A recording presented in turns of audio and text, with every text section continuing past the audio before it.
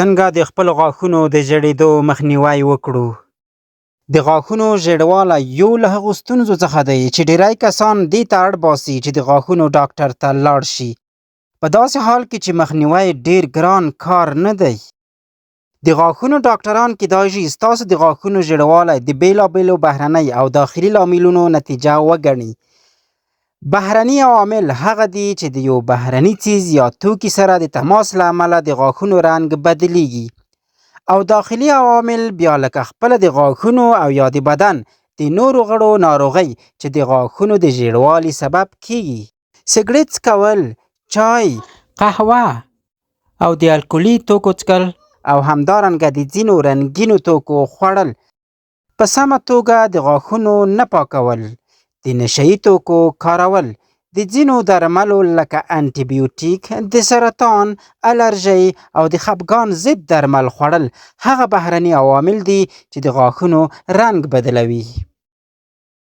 همدارنګه د ځینو ناروغیو په تیره بیا د سر، مخ او ستوني د سرطان د درملنې پر وخت چې ناروغ د وړانګو او کیمیوتراپي سره مخامخ کیږي، د ناروغ کس غاښونه د وړانګو او درملو تر اغیز لاندې زیړ کیږي.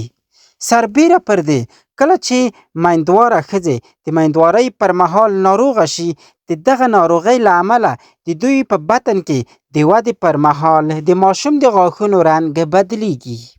خو ځینې کسان په میراثي ډول ژیړ یا نسواري غاښونه لري او د عمر په تیریدو سره د غاښونو سپینه طبقه یې له منځه ځي او لاندې ژیړ طبقه په تدریجي ډول راڅرګندیږي.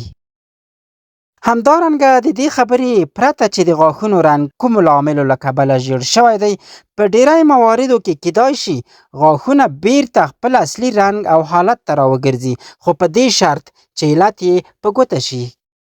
له هغه ځایه چې د روغو کسانو د غاښونو د رنګ بدلون تر ډیره بریده د بهرني عواملو او ورځني عادتونو له امله وي، نو ډاکټران سپارښتنه کوي چې د چای، قهوه، ګاز لرونکو غیر الکولي توکو او د میوو جوس له څښلو او همدارنګه د ځینو خوړو لکه لبلبو، رومیان، کچالو او چپس له خوړلو وروسته غاښونه باید په سمه توګه برس شي.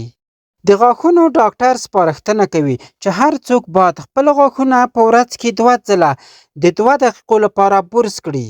همدارنګه پرته له دې چې غاښونه مو خوږیږي یا نه، باید په منظمه توګه د غاښونو ډاکټر ته مراجعه وکړئ ترڅو د خولې او غاښونو د روغتیا څخه ډاډمن شئ. په یاد مو وي چې په ځینو مواردو کې د غاښونو داغونه ژور وي او یوازې په برس کولو سره له منځه نه ځي.